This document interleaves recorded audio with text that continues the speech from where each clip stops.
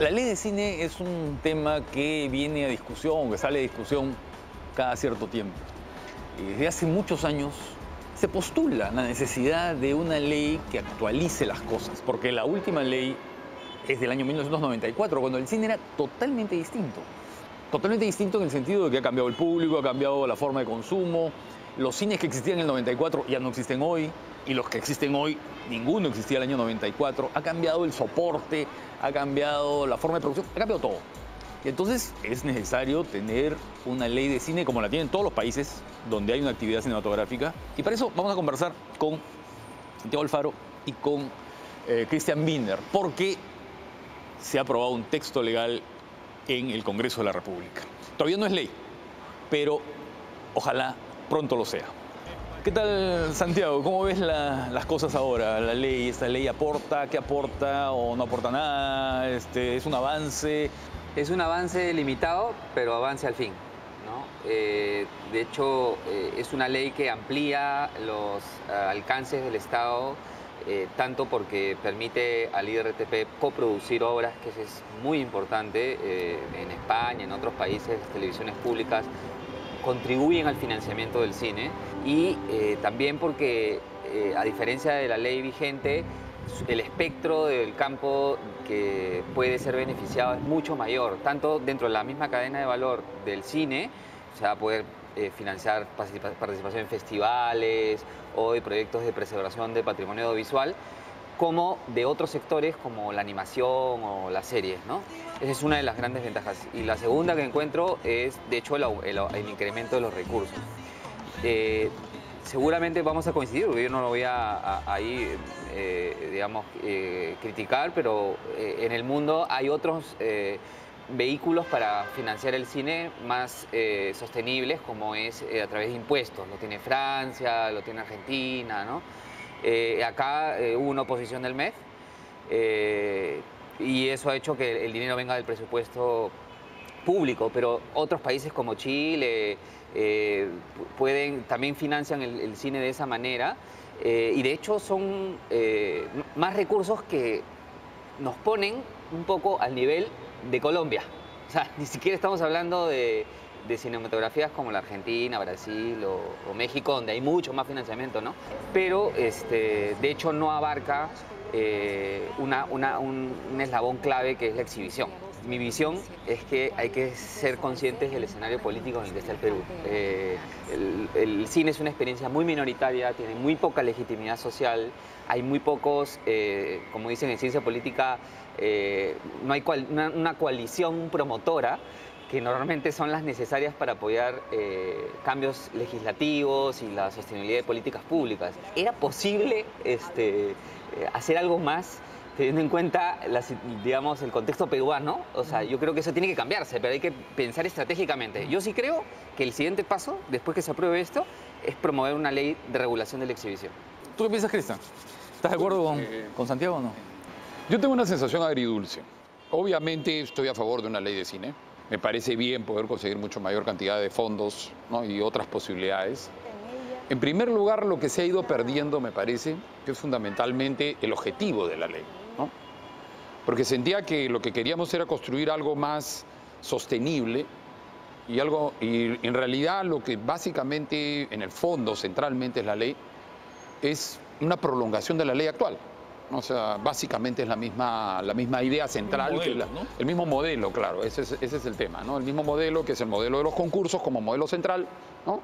Modelo principal, y básicamente ese eje es un poco el que se ha mantenido, ¿no? O sea, no se ha alterado, incluso con el tema de la exhibición y otros más que tampoco no se han modificado fundamentalmente, ¿no? Ahí es donde yo veo un poco digamos, el vacío, un poco de insatisfacción que me encuentro, ¿no? No digo que esté mal, por supuesto, el tema de los recursos. Por supuesto que estoy absolutamente de acuerdo. Y por supuesto que digamos, creo que es importante defenderlo y digamos, contra, digamos, algunos disparates de mucha gente que no conoce el tema y que puede decir cualquier cosa sobre el asunto, ¿no? Pero hay cosas que se podían haber trabajado más, me parece, y pienso. En el mismo caso de la exhibición, ¿no? Para centrarnos solamente en ese caso, que es la lógica elemental, digamos. Si tú estás proponiendo incrementar la producción. Obviamente que ya si en este momento, con la producción actual, ha habido problemas con películas peruanas que a veces se cruzan entre ellas, ¿no? Que a veces simultáneamente comienzan a coincidir porque hay también una importante producción que se hace por fuera de la ley. El tema clave también es el tema de cómo acceder a la sala. Y yo digo, no solamente ya, bueno, podemos discutir todavía el tema de la famosa cuota de pantalla, que es un tema para largo debate. Problemas bien Pero complejos. incluso temas mínimos, digamos. El famoso, como el mínimo de mantenimiento, valga la redundancia, ¿no? O sea, que es que una película no te la saque, que la película pueda durar. El tema, lamentablemente, de los contratos que está planteado en la ley, me parece que es lamentablemente más declarativo que otra cosa. El otro día yo conversaba con un director que tiene su película ya próxima a estrenar y le pregunto, ¿en cuántas salas va a entrar? Y me decía, no sé. Oye, pero falta una semana. No, pero eso me va a enterar 2 o 3 días antes, ¿no? Entonces ahí está el problema, ¿no? Es decir, hay ciertas películas que entran a las salas un día jueves y el viernes, digamos, en la primera función ya no están. Y resulta que van a estar a las 11 de la noche. ¿Por qué? Porque siempre hay otra película que puede hacer más dinero que ella y entonces van a usar esa sala para la otra. Ese es el efecto y la consecuencia de no tener contratos, ¿no? Ahora, los contratos, ¿qué cosa le dan o ofrecen a un cineasta? Seguramente si es una película muy grande que viene apoyada con una gran campaña de lanzamiento, puede hacer un contrato y decir, bueno, una semana en 5 funciones diarias y bueno, y se cumple, pues, porque no hay ningún problema, porque eso ya está previsto que va a tener mucho éxito. Pero en las películas pequeñas, ¿no es cierto?, hacer un contrato con 4 funciones diarias durante una semana puede ser, digamos, una cosa disuasiva para el cine, ¿no? Porque decir, oye, me voy a comprometer, me voy a enganchar con esta película que puede que funcione como que puede que no. Entonces, más bien, el contrato podría ser un arma de doble filo, ¿no? Porque ese contrato podría disuadir. Por un lado, sí, un contrato, si se firma, tiene que cumplirse y es muy bueno. Pero por otro lado, podría, en las condiciones actuales, con las condiciones que conocemos ya no son tan actuales, porque conocemos hace 10 años, ¿no es cierto? Puede haber un elemento ahí disuasorio, ¿no? Efectivamente, ¿no? Porque además el tema es, digamos, el rol del Estado, ¿cuál es? Fundamentalmente es simplemente recabar ese contrato, ¿no? Y tenerlo, digamos, como una garantía. Pero más allá de eso, no hay otra posibilidad de intervención del Estado en ese punto. Sí, eso no me parece que sea el punto fuerte de la ley, ¿ya? Sin duda, ¿no? Hay que tener presente que hay 3 factores que hacen muy riesgoso el negocio del cine, porque hay que entender el panorama completo, ¿no? El primero es que el cine es como toda actividad, bien y servicio cultural, es un bien de experiencia. Entonces, hasta no verlo y no apreciarlo, la gente no va a saber si le va a gustar o no. Eso Claro. hace que sea imposible para Hollywood mismo saber si una película va a ser exitosa, ¿no? Entonces, segundo, para reducir ese riesgo, necesitas mucha inversión en marketing y publicidad. Hollywood invierte a veces el 50% del costo en marketing. Son $100 millones puede costar una campaña, ¿no? A nivel global. Entonces, comparado con Hollywood, nuestras posibilidades son mínimas, ¿no? Nadie puede competir. Y además tienen el control del gusto, porque a lo largo después de todo el siglo pasado, en todo el mundo se han acostumbrado a ver películas de Hollywood. Entonces, si no encuentras un superhéroe o algo... No, y ciertas narrativas, ciertas formas de emocionarte, ciertas formas de llorar, ciertas formas de todo. Entonces uno cuando quiere expresarse y contar una historia del Perú urbano, rural, claro está, se enfrenta a esa adversidad. Entonces, ¿qué hacer? Yo sí creo que el Estado tiene un rol de garantizar la competencia, la libre competencia. Creo que en la actualidad, cuando un consumidor va al cine y ve que todas las funciones dan Avengers, se está afectando su libertad de opción, porque hay una oferta restringida. Eso es un fallo de mercado. Ahora, pero ¿cuál es la mejor manera de resolver el problema? Y eso es lo que en todo el mundo se discute, ¿no? Algunos pues plantean que sea cuota de cine más mínimo mantenimiento, porque son cosas complementarias. Es lo que está teniendo ahorita en Argentina, que ni siquiera con las dos está funcionando. Sí, O sea, la gente no va a ver cine nacional. No, y lo incumplen, además. ¿No? Entonces, es un tema que si habría estado en esta ley, creo que ni siquiera habríamos logrado tener los recursos. Porque ahorita mismo estarían todos los exhibidores haciendo campaña, apoyando a los congresistas. Lo digo para ser realista, yendo de nuevamente el contexto peruano a nivel político, ¿no? Entonces, bueno, primero tuvo la oposición del MEF, tanto el fondo y también el mínimo mantenimiento, porque eso estaba en el proyecto. En fin, yo creo que esos temas valen que se continúen discutiendo. Hay razones de fondo para hacerlo, pero en otro marco legal. En el sector cultural se avanza rangueando. Lamentablemente es así en el Perú. Entonces se ha avanzado un poco. Hay que apoyar lo que se tiene. Con mayor producción se va a hacer más evidente también los problemas de la exhibición. Y es ahí en el momento en el que creo que hay que luchar por una ley de regulación de la exhibición. Pero, a ver, tratemos de entender las razones de los opositores, ¿no? Y tal vez yo voy a ser abogado del diablo, ¿no? Y voy a plantearles algunos asuntos.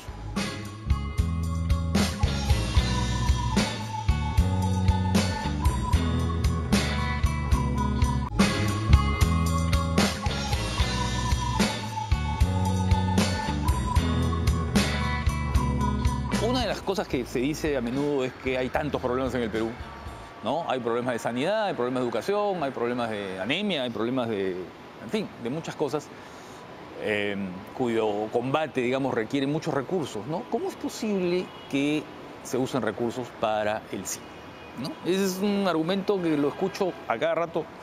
Es un argumento casi digamos, que tiene un poco de demagogia, evidentemente, ¿no? O sea, porque evidentemente la inversión en cultura no es una inversión que tú la veas en el plazo inmediato, es como la inversión en educación, ¿no?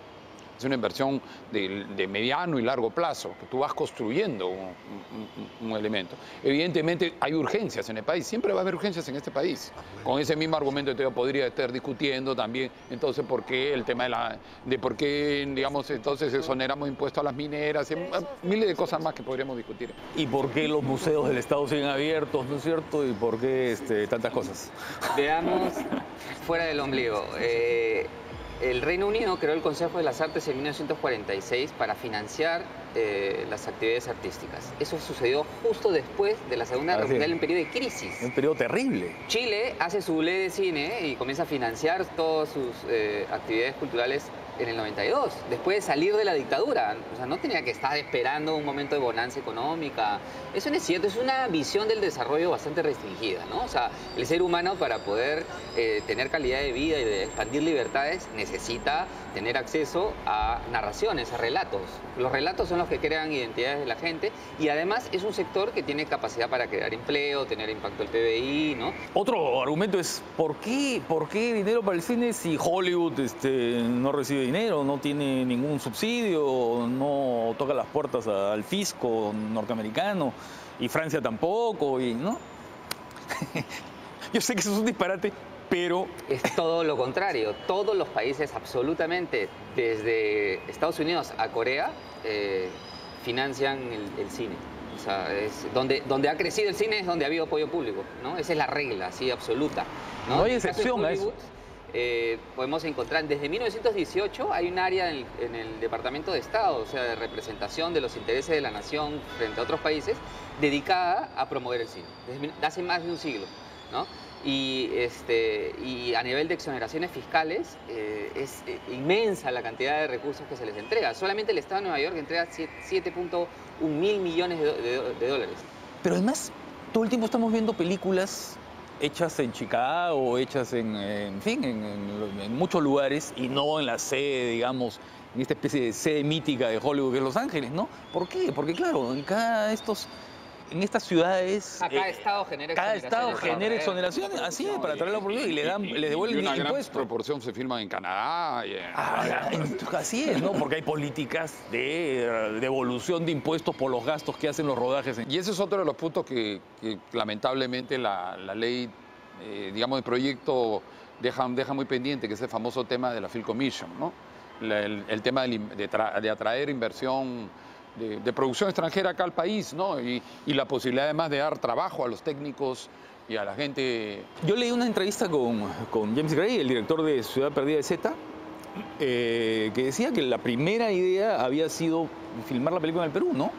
Pero que no, pues fue a Colombia porque ahí le daban facilidades que el Perú no le daba, ¿no? Lo que están haciendo es convirtiéndonos en consumidores y segundo, haciendo una industria menos competitiva. Los resultados son negativos para el desarrollo del país, ¿no?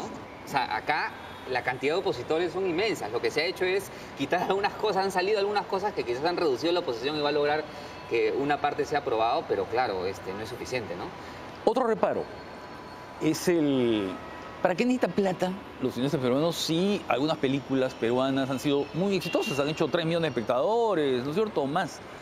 Si basta con esta fórmula que supone juntar actores muy conocidos de la televisión, muy populares, en una comedia de tal tipo, y eso es suficiente. ¿Para qué el Estado va a dar dinero? ¿Qué piensan ustedes de eso? Bueno, es el tema de la diversidad. O sea, si algo se ha ido, digamos, asentando estos últimos años en el cine peruano, es el tema de la diversidad. Unas películas como las que hace, la gran mayoría de las que hace Tondero y otra, o Big Bang, entonces, digamos, es un poco una lógica perfectamente legítima, ¿no? Pero no puedes reducir todo el cine peruano solamente a ese tipo de cine, ¿no? Están las películas como Retablo o Huayna Pacha. Están las películas que hacen los llamados cineastas independientes, o están las películas regionales. Hay un sinnúmero de variedades y cada uno requiere a veces diferentes fórmulas para producir, porque sus inversiones son diferentes, sus costos son diferentes, sus exhibiciones son diferentes, sus accesos son diferentes. Entonces, hay una pluralidad de opciones, que es lo que tiene que ser todo cine en el mundo, ¿no? O sea, y creo que eso hay que defenderlo, digamos, a rajatabla. Si solamente nos mantuviéramos con el tema del mercado, obviamente estaríamos condenados a solamente un tipo de cine, si es que ese cine pudiera subsistir. Porque también, ojo, a muchas veces esos fenómenos populares tienen un tiempo, un periodo, pero después como que van decayendo, ¿no? O sea, digamos, ya A Su Madre 3 no ha sido tan exitosa como A Su Madre 1 y 2. Entonces, podría de repente indicar que de repente también hay un cambio de sensibilidad respecto a eso. Tampoco no hay fórmulas de esas que sean seguras permanentemente, ¿no? 2 fortalezas y 2 carencias de este documento. Digamos, es un beneficio y una carencia. Se ha incorporado la posibilidad de deducir impuestos a la renta si se donan recursos a obras cinematográficas y audiovisuales. Digamos, es algo positivo que abre una ventana, pero que simplemente lo que está haciendo es expandir el marco legal del impuesto a la renta, ¿no? Que actualmente permite hacer donaciones a proyectos culturales, ¿no? Sin embargo, es un marco legal que no ha sido muy exitoso, y lo que demuestra la experiencia internacional, como la colombiana, es que la mayoría de proyectos con este tipo de regímenes logran atraer la inversión privada a través de la deducción de impuestos vía inversión en la película. ¿Por qué como inversión? Porque claro, entras como productor. Entras como un productor. Como un coproductor. Entonces, el dinero que tú le das a la película, $100.000, claro, todos esos $100.000 son deducidos como gastos. En Brasil, las películas brasileñas en los últimos 10 años, bueno, ahora no sé con el régimen actual, pero veías tú a Nestlé, a Adidas y a Coca-Cola, las grandes marcas, ¿no es cierto?, apareciendo como coproductoras de alguna manera, ¿no? Así es. Fortalezas y debilidades. Y debilidades. Bueno, las fortalezas, evidentemente, el hecho de que también se discuta ya, que se tenga, digamos, en la perspectiva de tener una ley, ¿no? Me parece importante. Ahora, ¿qué debilidades? Una de ellas muy concreta es que, por ejemplo, creo que en el régimen laboral, en el régimen de lo que se considera una película peruana, me parece que se ha flexibilizado demasiado, ¿no? ¿En qué sentido? En el sentido, digamos, de haber reducido ya lo de los porcentajes, pero digamos a una mayoría por ejemplo, de técnicos y actores peruanos, pero incluso incorporando la posibilidad de extranjeros residentes. O sea, prácticamente habiendo otro capítulo, aparte sobre coproducciones, sobre otras cosas, me parece que puede plantear problemas complicados en términos, digamos, de los trabajadores peruanos en relación a técnicos o actores extranjeros. Yo no creo que eso era necesario, no creo que había que llegar a una flexibilización tan amplia en ese sentido para buscar coproducciones, porque ya había otro capítulo sobre coproducciones. Y algunas otras cosas más que al final han aparecido, ¿no?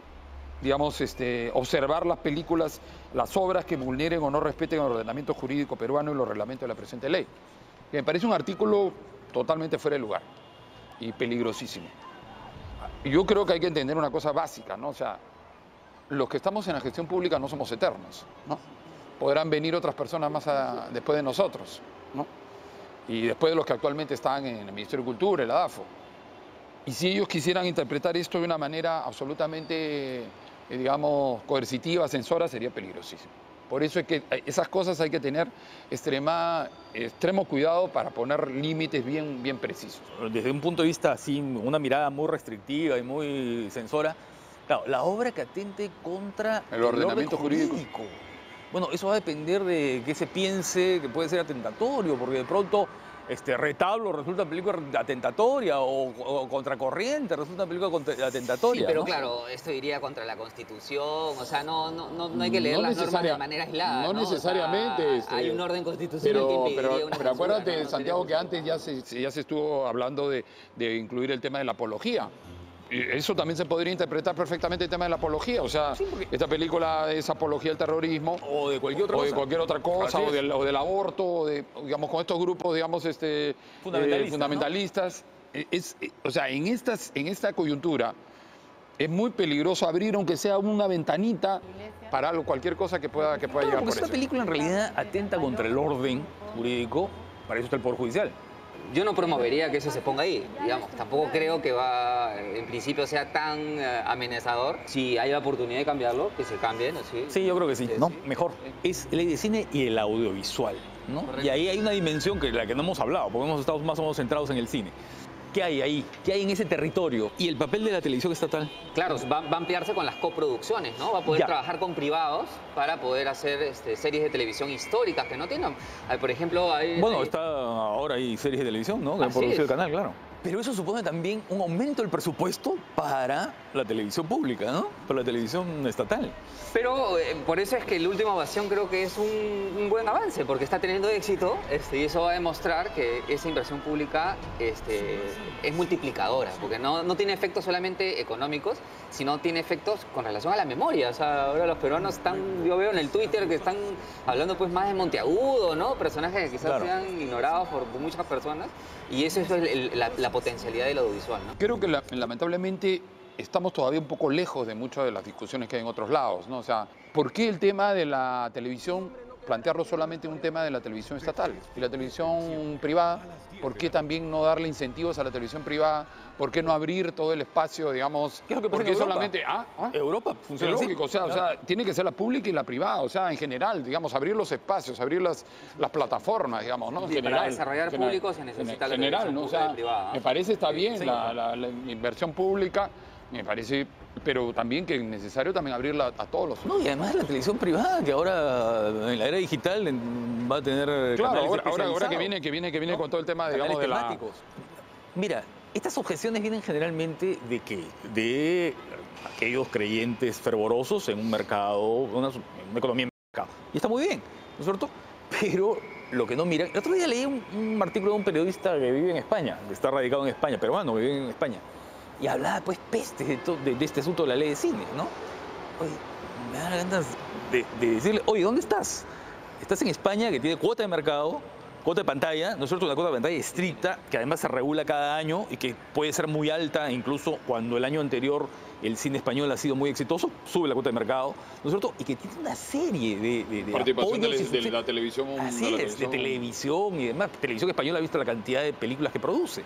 Y que el Estado además tenga políticas públicas no solo para el cine, sino para muchas otras cosas más. Para el libro, para actividades teatrales y hemos demás. olvidado otra gran ventaja de la ley, que hay las 1000 UITs, los 4.200.000 soles que se va a poder dar a las otras industrias culturales y artes. Eso fue producto de la negociación de lo del fondo, ¿no? Cuando el MEF no quiso que haya un fondo, la contrapropuesta que les hicimos, yo estaba en ese momento en el Ministerio de Cultura, fue ya, correcto, danos la misma cantidad de recursos que se conseguiría, pero también con fondos a las otras industrias culturales. Se conquistó eso, hay que valorar. Nunca en el Perú había habido un sistema de fondos concursales para las otras industrias culturales y artes. A través de la ley de cine se está consiguiendo, entonces también es un aporte que está haciendo el sector cinematográfico a sus pares, ¿no? Claro, está muy bien. Y que el sector cinematográfico además venga con otras novedades en los próximos, ¿no?